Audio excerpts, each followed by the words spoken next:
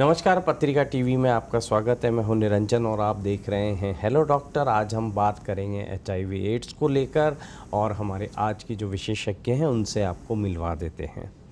Doctor Anju Soni प्रसूति एवं स्त्री रोग विशेषज्ञ हैं। आप सोनी अस्पताल जयपुर में प्रसूति एवं स्त्री रोग विभाग की विभागाध्यक्ष हैं। आपको 40 वर्षों से अधिक का अनुभव है। वर्तमान में आप फॉक्सी, जो कि देश भर के गायनेकोलॉजिस्ट की संस्था है, उससे जुड़ी हुई HIV एवं एड्स कमेटी की चेयरपर्सन हैं और IMS यानी इंडियन मेनोपॉज सोसाइटी की सेक्रेटरी जनरल हैं। साथ ही इंडिया CCM की मेंबर होने के साथ आप जयपुर मेनोपॉज सोसाइटी की प्रेसिडेंट भी रह चुकी हैं। आपको चिकित्सा विभूषण सहित कई प्रतिष्ठित सम्मान भी मिल चुके हैं। तो डॉक्टर साहब, इस शो में आपका स्वागत है। नमस्कार। तो जो वर्ल्ड एड्स डे आता है तो इससे जुड़े हुए हमारे सवाल रहेंगे। तो ये दिवस क्यों मनाया जाता है और इस बार इसकी क्या थीम रखी गई है? वर्ल्ड एड्स डे की जब हम बात करते हैं, सबसे बड़ी बात जो मैं आप शुरुआत से करना चाहूँगी कि वर्ल्ड एड्स डे इसलिए मनाया जाता है कि ये पेंडेमिक हमारे साथ मोर देन 40 ईयर्स से है। यानी कि 1981 में पहला केस मिला था वर्ल्ड के अंदर और उसके बाद आज तक भी हमें केसेस मिल रहे हैं। तो इसलिए हम चाहते हैं कि इस बीमारी से, जो कि पिछले मोर देन 40 ईयर्स 40 वर्ष से हमारे बीच में है, इसका किसी तरह से निदान हो जाए, किसी तरह से ये हमारे से दूर चली जाए। तो जब हम इसकी बात करते हैं तो मैं एक छोटी सी चीज़ और इसमें जिक्र करना चाहूँगी कि अभी हम सब एक एपिडेमिक से गुजरे हैं जिसका कि नाम अपन सब जानते हैं कि कोरोना एपिडेमिक था और उसने कैसे पूरे संसार को हिला करके रख दिया। तो एक छोटी सी लाइन है जो मैं बोलना चाहूँगी कि just as one might predict for a disease that is not yet fully understood and will be extremely recurrent to and has provided a large scale occasion for mortifying illness। ये शब्द जो हैं बहुत साल पहले सेंटिंगेस करके एक साइंटिस्ट से डॉक्टर थे जिन्होंने एड्स एंड इट्स मेटाफोर्स किताब के अंदर लिखे थे। तो जब हम इसकी बात करते हैं तो हमारा ध्यान एकदम से कोरोना की तरफ चला जाता है और हम ये देखते हैं कि जो कोरोना का जो वायरस है और जो HIV का वायरस है वो काफ़ी तरह से एक तरह से सिमिलर है। और कई लोग ऐसे हैं जिन्होंने कि एड्स का समय भी देखा है, कोरोना का समय भी देखा है। तो वो इस तकलीफ़ से, इसके जो साइड इफ़ेक्ट्स है, जो भयंकर बीमारी है, क्योंकि इतने साल पहले जब किसी को एड्स होता था तो ऐसा लगता था जैसे कि उसको डेथ सेंटेंस मिल गया। तो इससे बहुत सारे लोग निकल चुके हैं और जिन्होंने ये क्राइसिस देखी है और जिन्होंने ये क्राइसिस, अब दोनों क्राइसिस देखी हैं, वो ये बात को समझ सकते हैं कि कितनी खतरनाक स्थिति थी। और जैसा कि मैंने आपसे कहा कि दोनों वायरसेस में बहुत ही क्लोज सिमिलरिटीज़ है, पर एक सिमिलरिटी जो नहीं है वो ये है कि कोरोना में हमने वैक्सीन का डेवलपमेंट कर लिया और उसका हम किसी तरह से रोकाव या रोकथाम कर पाए हैं। लेकिन आज 40 साल से भी ज़्यादा के बाद हम HIV की रोकथाम नहीं कर पाए। Though with modern medications there has been a control of disease, it has come to be a chronic disease, जिसका कि दवाई से अगर हम रेगुलर लें तो इलाज संभव है। तो सबसे बेस्ट चीज़ है prevention. So we are all looking forward to prevention of this disease. Coming to your other point, the theme of this year is equalize. हम सब जानते हैं कि कोरोना में हमने डिस्क्रिमिनेशन का कितना ज़्यादा प्रभाव झेला।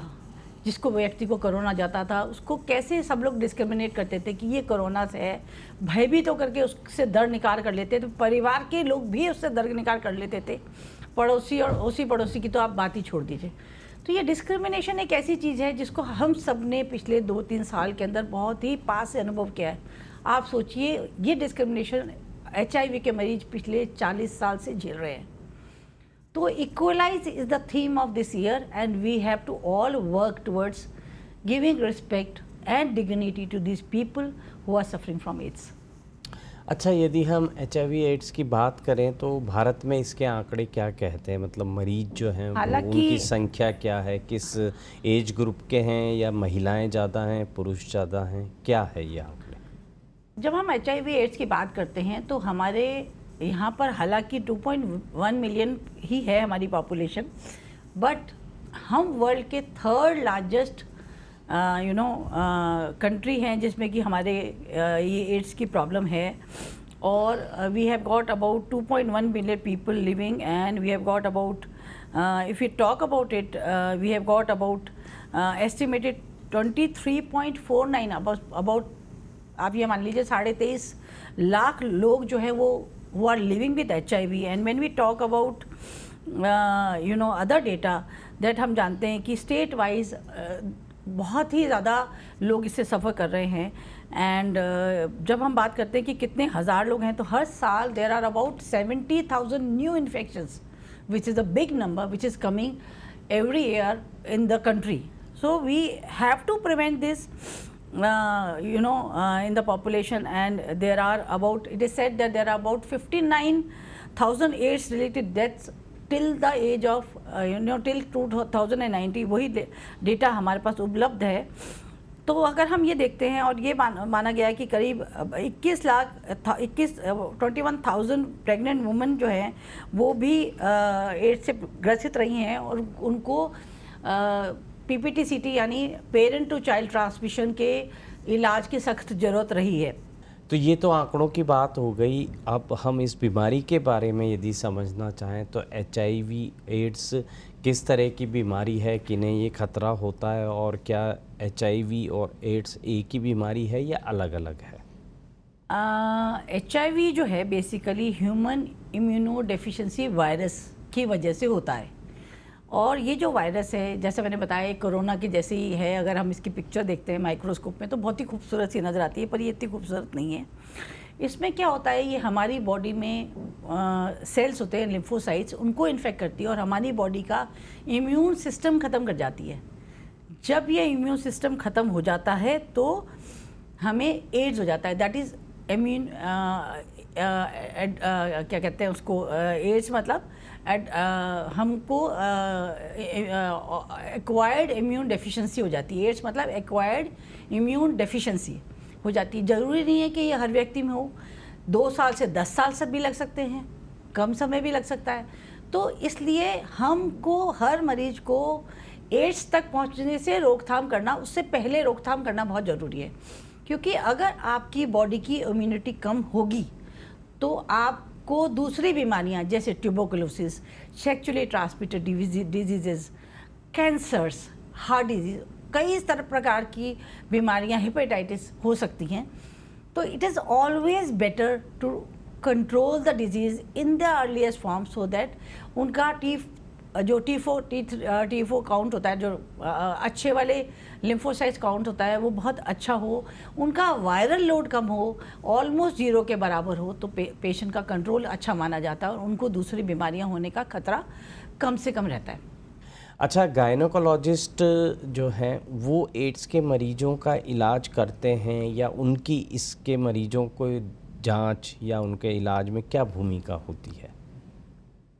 एड्स कई तरह से फैलता है, हम सब जानते हैं। It is very there are many ways जिससे कि एड्स फैलता है। सबसे जो कॉमन तरीका है जो हमारे प्रिवेंशन में काम आ सकता है, वो है माँ से बच्चे में एड्स का जाना। तो उसमें हमारा गायनोकोलॉजिस्ट का, ऑब्स्टेट्रिशियन का बहुत बड़ा रोल होता है। और मेरा ये मानना है कि हर जो स्त्री प्रेगनेंसी के बाद डॉक्टर के पास जाती है, उसका ये हक है, उसको ये जानना बहुत ज़रूरी है कि इस बीमारी का अगर ड्यूरिंग प्रेगनेंसी प्रॉपर ट्रीटमेंट लिया जाए तो बच्चे में एड्स बिल्कुल भी नहीं होने के चांस होते हैं, बच्चा नॉर्मल पैदा हो सकता है, जो कि एक बहुत बड़ी चीज़ है। हमारी नेक्स्ट जनरेशन अगर एड्स फ्री हो जाती है तो आई थिंक हमने एक बहुत बड़ा माइलस्टोन अचीव कर लेते हैं हम। अब इसी मुद्दे पे मैं वापस आ रही हूँ कि जब गायनोकोलॉजिस्ट के पास जाती है कोई भी लेडी प्रेगनेंसी के दौरान, तो उसका एड्स का टेस्ट, HIV का टेस्ट करना बहुत ज़रूरी है। और अगर वो हाई रिस्क एरिया में है तो उसका रिपीट टेस्ट 3 महीने के बाद करना भी ज़रूरी है, क्योंकि हो सकता है फर्स्ट टाइम वो नेगेटिव आ जाए। और अगर वो पॉजिटिव आता है तो उसको, या हम उसको पॉजिटिव नहीं कहते, बेसिकली हम उसको रिएक्टिव कहते हैं, तो अगर वो रिएक्टिव आता है तो उसको रिकन्फर्म करा जाता है और रिकन्फर्म करने के बाद उसका इलाज चालू कर दिया जाता है। अगर कोई स्त्री 24 वीक्स तक प्रॉपर ट्रीटमेंट लेती है तो chances of AIDS in newborn are almost nil, मतलब that is 1 to 2%, number 1। Number 2, whether we talk of spread from mother to child, मतलब बच्चे से, माँ से HIV वायरस का बच्चे में जाना, तो 3 स्थितियों में वो वायरस जाता है, during pregnancy, during labour and during breast feeding.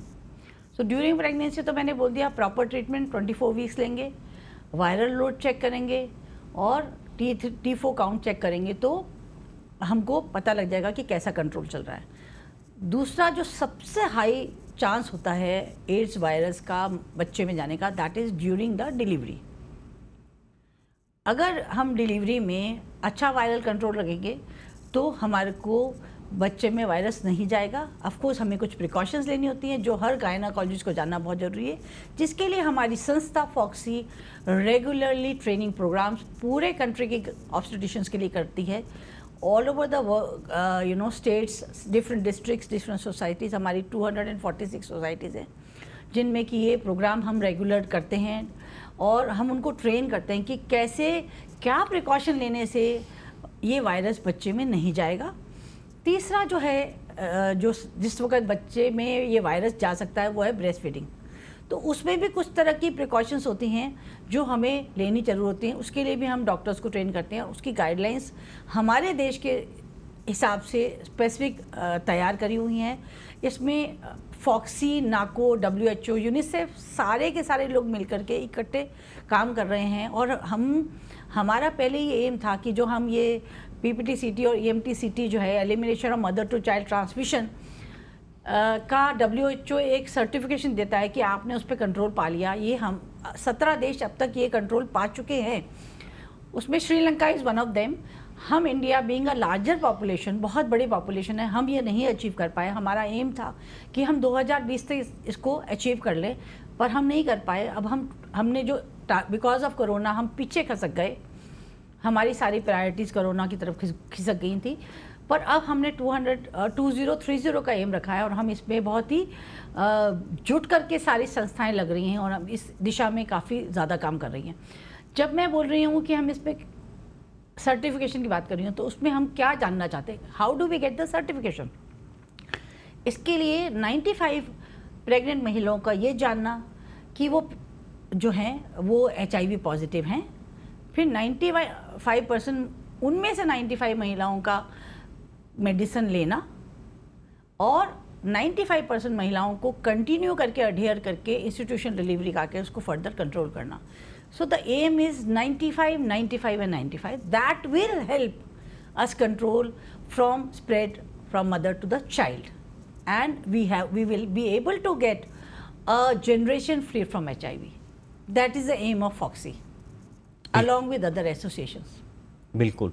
अच्छा, यदि हम इस बीमारी की बात करें कि HIV संक्रमण है और फिर एड्स है, तो इसके कारण क्या होते हैं, मतलब किन वजहों से ये बीमारी होती है या ये संक्रमण? सबसे पहले कारण तो मैंने आपको बता दिया, माँ से बच्चे को जाना, पर there are other ways also. ये पुरुष से स्त्री में, अगर पुरुष या स्त्री इन्फेक्टेड हो, चांसेस की मदर औरत में ज़्यादा चांस होता है स्प्रेड होने का, जल्दी चांस होता है स्प्रेड होने का विज़ आदमी के। दूसरी चीज़, अगर आपके मल्टीपल सेक्स पार्टनर्स होते हैं, सेक्स वर्कर्स के लिए में ये बहुत कॉमन है। इन्फेक्टेड ब्लड ट्रांसफ्यूजन से ये बहुत जल्दी फैल सकता है। और इंजेक्शन और सिरिंजेस, जैसा कि नॉर्थ ईस्ट में आजकल बहुत ड्रग एडिक्शन चला हुआ है, तो that is also one of the ways जिससे ये बीमारी फैलती है। So these are few of the conditions जिसके बारे में मैंने आपको भी बताया कि ये चीज़ें हैं जिसको कि हम बहुत आसानी से कंट्रोल कर सकते हैं। बिल्कुल।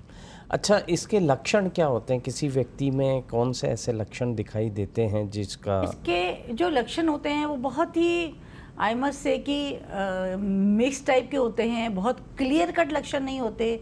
जब आपका नॉर्मल कोई भी मतलब आपको जब HIV से आप ग्रसित होते हो तो आपको कोई भी इन्फेक्शन होता है वो जल्दी से ठीक नहीं होता, जैसे कि ट्यूबरकुलोसिस हो जाना, समटाइम्स प्रोलॉन्ग फीवर होना, या कोई सेक्चुअली ट्रांसमिटेड इन्फेक्शन का होना, या हेपेटाइटिस होना, तो कई तरह के निमोनिया होना, कई तरह के इन्फेक्शंस होते हैं जो आपके जल्दी से आसानी से ठीक नहीं होते।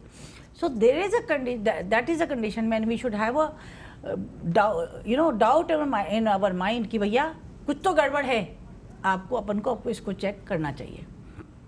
अच्छा, जब के व्यक्ति को या मरीज को इस तरह के लक्षण दिखाई दें तो उसे क्या करना चाहिए, किस तरह के डॉक्टर को दिखाना चाहिए?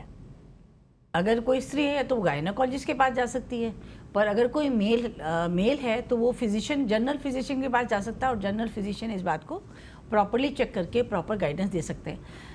आजकल हमारे देश में बहुत अच्छी, पहले तो जो ये एड्स की बीमारी है इसमें अपन को ट्रिपल ड्रग्स देनी पड़ती है, मतलब 3 ड्रग्स का कॉम्बिनेशन देना पड़ता है, कॉकटेल कहते हैं जिसको, जिससे कि अच्छा वायरल कंट्रोल हो जाए, रेजिस्टेंस नहीं डेवलप हो और साइड इफ़ेक्ट्स नहीं हो। ये दवा हमारे देश में फ्री ऑफ कॉस्ट सेंटर्स पे उपलब्ध है, जो कि कोई भी व्यक्ति कभी भी ले सकता है। ये हम बहुत ही लकी हैं बिकॉज अभी हमारे पास WHO ने बहुत सारे फंड्स दिए हुए हैं जिससे कि हम ये फ्री ट्रीटमेंट कर सकते हैं, यहाँ तक कि हम फ्री टेस्टिंग भी कर सकते हैं, और हम free testing of HIV as well as free testing of viral load and T four counts भी कर सकते हैं। तो हमें इस बीमारी को कंट्रोल करने के लिए सरकार और सारी संस्थाएं जुड़ करके बहुत सहायता कर रही हैं। अच्छा, ऐसे लोग जिनमें ये पता चल चुका है कि उन्हें HIV है या ये एड्स में तब्दील हो चुका है जो संक्रमण है, लेकिन इसकी पहचान जो है वो समय पर नहीं हो पाई या इलाज समय पर नहीं लिया या उस तरह से वो नहीं चले जो डॉक्टर ने उन्हें कहा करने को, तो इसका क्या असर हो सकता है? ये जो HIV है basically human immune deficiency virus है। हमारे शरीर की बीमारी से लड़ने की ताकत, हमारी इम्यूनिटी को ख़त्म करने वाली वायरस है। हमारे जो इम्यून रिस्पांस के सेल्स हैं उसको ये अंदर घुस करके उनको ख़त्म कर देती है। तो हमारे अंदर कोई भी दूसरी बीमारी जो नॉर्मल व्यक्ति को नहीं हो सकती वो आपको हो सकती है। हमें निमोनिया हो सकता है, हमें ट्यूबरकुलोसिस हो सकती है, हमें डिफरेंट सेक्चुअली ट्रांसमिटेड डिजीज़ हो सकती हैं, और कैंसर्स हो सकते हैं। ऐसा देखा गया है कि जो लेडीज़ मीनोपॉज की तरफ जाती हैं उनका मीनोपॉज भी इसमें जल्दी आ जाता है, और उनके जो हैं मीनोपॉज जल्दी आने के साथ उनमें ये नई एक चीज़ जो पता लगने लगी है कि क्योंकि मीनोपॉज के वक़्त लेडीज़ जो होती हैं वो प्रेगनेंसी का डर नहीं रहता है, तो वो बिना कंडोम के कांटेक्ट करती हैं, और उनकी मीनोपॉज की वजह से जो वजाइना की वॉल है बहुत पतली हो जाती है। सो उनका बहुत ही ज़्यादा चांस ऑफ गेटिंग एड्स बढ़ जाता है। तो वर्ल्ड ओवर इंक्लूडिंग इंडिया ऐसे केसेस बहुत आ रहे हैं जिनमें कि औरतें इस उम्र के अंदर एड्स से ग्रसित हो रही हैं, HIV से ग्रसित हो रही हैं।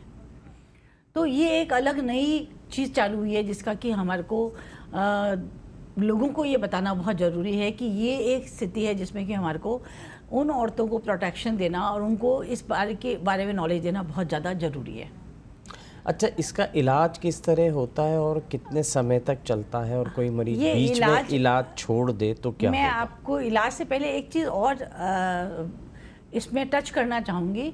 ये जो बीमारी है ये एडोलेसेंस में because of not taking precaution during the sex, taking injections for drugs बहुत कॉमन हो रही है, या मे बी उनको माँ से ही आ गई। तो ये जो पर्टिकुलर जो हमारी पॉपुलेशन है जिसको हम एडोलेसेंस कहते हैं, इनको टैकल करना भी एक बहुत बड़ी समस्या बन चुकी है।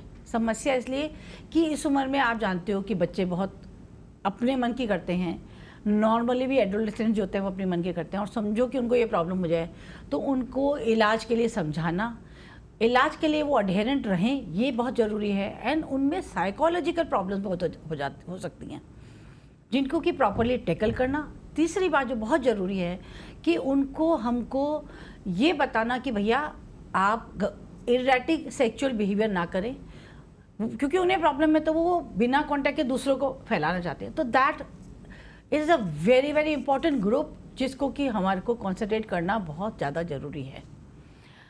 आपने ये मेरे से पूछा कि इसका क्या इलाज है, तो इसका जो इलाज है TLD करके जो 3 ड्रग का कॉकटेल है।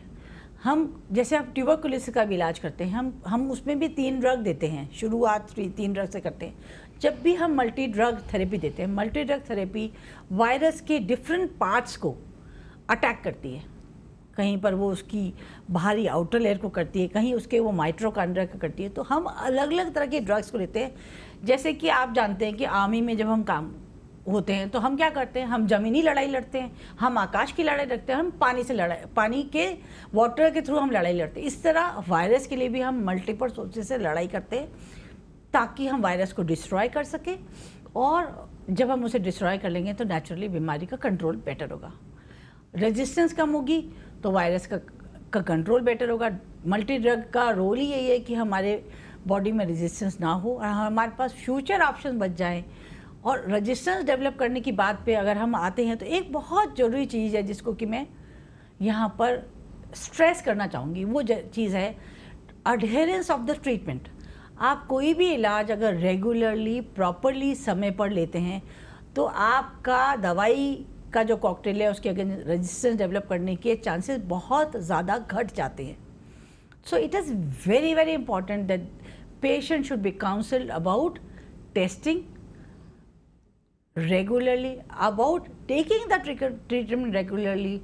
Not only I'm talking of the pregnant ladies during pregnancy, after pregnancy, but throughout the life. So this drug has to be taken throughout the pregnancy life. This is a very important message जो हमको हर HIV ग्रसित को प्यार से समझ करके बिना किसी डिस्क्रिमिनेशन के समझाना बहुत ज़रूरी है। अच्छा, ये है ऐसी बीमारी है जिसे लेकर कई तरह की भ्रांतियाँ लोगों के मन में रहती हैं, समाज में रहती हैं। तो कौन कौन सी ऐसी प्रमुख भ्रांतियाँ हैं जो मेडिकली सही नहीं हैं और इस तरह के मरीजों के साथ भेदभाव नहीं होना चाहिए? एब्सोल्युटली, ये आपने एक बहुत ही इम्पॉर्टेंट चीज़ को पॉइंट आउट करा। यहाँ पर मैं इस बात को ज़रूर कहना चाहूँगी कि जब भी एड्स की बीमारी होती है तो लोग उससे पेशेंट से ही दूर हट जाते हैं। ये बीमारी पेशेंट को आलिंगन करने से, पेशेंट के कपड़े शेयर करने से, साथ सोने से, साथ खाने से, टॉयलेट्स यूज़ करने से, या किसी भी तरह का आपस में जैसे अपन प्यार किसी से हाथ मिलाते हैं, इन सब से नहीं फैलती है। तो हमको किसी भी मरीज़ से इस तरह की कोई भी दूरी बनाने की ज़रूरत नहीं है। आपको किसी को छूने से बीमारी नहीं होगी। ये बीमारी जैसा कि मैं बता चुकी हूँ, अनसुरक्षित संभोग से, इंजेक्शन से, ब्लड ट्रांसफ्यूजन से और माँ से बच्चे को ही हो सकती है। तो इन सब चीज़ों से तो हमें बचाव चाहिए और बाकी सब चीज़ों से हमको उनको अच्छा प्यार करना और उनको सपोर्ट देना परिवार को बहुत ज़रूरी है। अगर किसी के परिवार में पता लग जाता है, ख़ास तौर से लेडीज़ के बारे में, तो पूरा परिवार उसको एक हेय दृष्टि से देखता है, उसको बिल्कुल अलग कर देता है। उसको खाना पीना, इवन फॉर द चाइल्ड, आप मतलब आई हैव यू नो मेरा क्या नाम से ऐसा रहा है कि मैं ऐसे मरीजों से मिली हूँ, मैंने उनसे काफ़ी चीज़ें शेयर करी हैं उनकी लाइफ की। तो उनका जब अपन जीवनी सुनते हैं, उनके बारे में सुनते हैं, तो वो बेचारे बताते हैं कि कैसे उनके साथ कैसे डिस्क्रिमिनेशन हुआ और कैसे उनके साथ व्यवहार हुआ। तो इस व्यवहार को हमें सब में क्या कहते हैं, अवेयरनेस बढ़ा करके अपन को इससे बचना है। अच्छा, ये जो नेशनल हेल्पलाइन है जो हम लगातार इस शो के दौरान स्क्रीन पे दिखा रहे हैं, यहाँ से मरीजों को क्या मदद मिल सकती है? उनको इसके बारे में जानकारी, उनको इस बारे में ये पता लगता है कि भाई आपको क्या नाम से ड्रग्स कहाँ मिल सकती हैं, सेंटर्स क्या हैं, ये सारी बातें अपन को पता लग सकती हैं। तो ये HIV भारत सरकार की हेल्पलाइन है या भारत सरकार की? भारत सरकार की हेल्पलाइन है, तो यहाँ पे मरीज जो हैं अपनी इस बीमारी से जुड़ी हुई जानकारी ले सकते हैं। और ऐसे मरीजों के मन में ये भी एक सवाल रहता है कि उनकी पहचान सार्वजनिक हो जाएगी, डॉक्टर के पास जाएंगे, हेल्पलाइन पे बताएंगे, तो क्या इस तरह का खतरा रहता है कोई? हाँ, ये वाला डर तो हर मरीज को रहता ही है, आप बिल्कुल सही कह रहे हैं।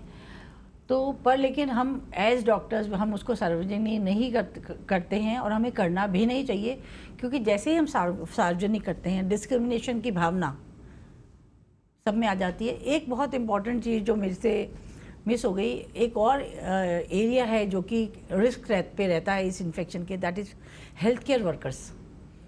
हेल्थ केयर वर्कर्स में मैं बात करूँगी नर्सिंग स्टाफ की, ओटी टेक्नीशियंस की, ओटी स्टाफ की, इवन जो सफाई कर्मचारी होते हैं या वार्ड बॉयज़ होते हैं, अगर वो किसी भी इन्फेक्टेड ब्लड से या फ्लूइड से कांटेक्ट में आते हैं तो उनके लिए ये रिस्क बढ़ सकता है।